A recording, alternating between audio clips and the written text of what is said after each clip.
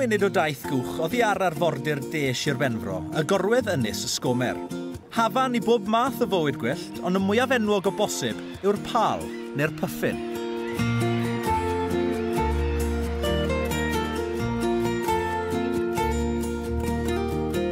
Mae niferoedd radar môr yma yn cael eu monitro'n flynyddol, ac yn wrth i'r arfer y welyd yn rhyngwladol, mae poblogaeth Sgomer yn ffynnu.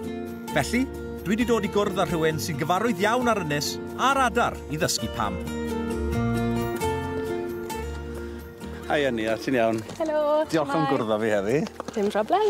Gweithai, beth yn union yw dy rôl di, beth dy waith di? Dwi'n gweithio i Ymddiriedolaeth Natur De Gorllewin Cymru.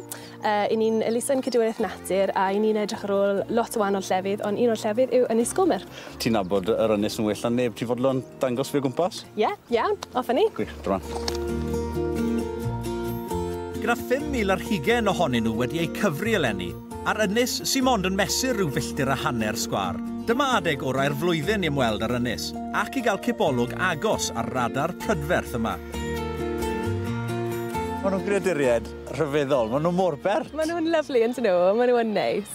Ond beth sy'n neud yr ynys mor berffaith i'r palod?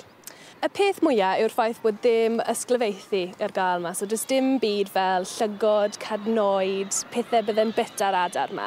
Achos bod yn nythu yn y tylle yma dan y ddeiar, sef llygod ffyrnig ar yr ynys, bydden nhw'n bit ar wyau, bit ar rhai bach. So mae fe jyst yn lle rili saff i nhw i fyw. Yn llawer o mannau yn Prydain, mae'r poblogaeth yn mynd lawr, ond ar Ynys Gomer yng Nghymru, mae'r palod yn gwneud yn rili dda. Ni moyn wneud gwaith ymchwil i trio gweithio mas pam maen nhw'n wneud yn dda man hyn, a ddim yn wneud mor dda yn yr Alban a llefydd fel yna. Be maen nhw'n bwyta felly? Maen nhw'n bwyta pysgod, so pysgod bach o'r enw sand eels. Ac ar y môr maen nhw'n mwynhau bod yn dyfe, dim ar y tir? Ie, so fel lan i nhw bydden nhw'n aros ar y môr trwy'r flwyddyn, ond mae'n rhaid nhw dod rhywle i bridio.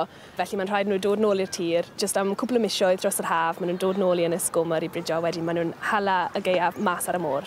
Ni'n edrych yn gwmpas ni, mae yna lwyth o dyllau. Efo'r palod sy'n gyfrifol am balu y tyllau yma? Rhai ohonyn nhw, mae'r palod yn gallu palu y tyllau hun. Mae yna cwningod sy'n byw ar yr ynys, ond i fod yn onest, rhan fwyaf o'r tyllau, mae rheina'n perthyn i'r manc shearwater neu aderyn drycyn manaw yw e'n Cymraeg.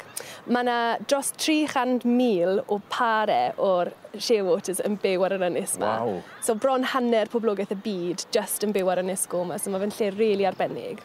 Ond y problem yw, dyn ni ddim yn mynd i gweld rhai heddi achos dyn nhw ddim yn dod nôl hyd nes bod yn dywyll. So'r unig ffordd i chi'n gallu gweld y shearwaters yma yw i aros dros nos ar yr ynys. A mae yna llety ar yr ynys. Trwy Ymddiriedolaeth Natur Cymru, chi'n gallu aros ar yr ynys a gweld rheini gyd yn dod mewn unwaith mae'n tywyllu, sydd yn rhywbeth rili arbennig. Ond dim ond y palod a'r manx shearwater sydd i'w gweld ar Sgomer. Mae yna doreth o fywyd gwyllt arall hefyd i'w weld ar yr ynys. Welon ni'r porbois a'r ganets, i ni wedi gweld cwningod, i ni wedi gweld y clogwyn yma off i'r ochr o'n ni sydd yn llawn o adar y môr wahanol. A mae'r blodau i gyd allan, mae fe'n amser y flwyddyn gret i dod i Sgomer achos mae'r blodau yn edrych yn prydferth iawn. Yn yr Hydref, felly diwedd mis Awst, mis Medi, mae'r morloi i gyd yn dod. So maen nhw'n dod a maen nhw'n bridio a cael rhai bach ar yr ynys sy'n peth really special i gweld. Wel, mae rhaid i fi gyfadde, fi wedi cael diwrnodau anoddach yn y gwaith. Mae heddi wedi bod yn brofiad arbennig iawn. Sdim rhyfedd da fi bod y palod yma yn dod nôl i Ynys Gomer flwyddyn ar ôl blwyddyn. Mae'n baradwys.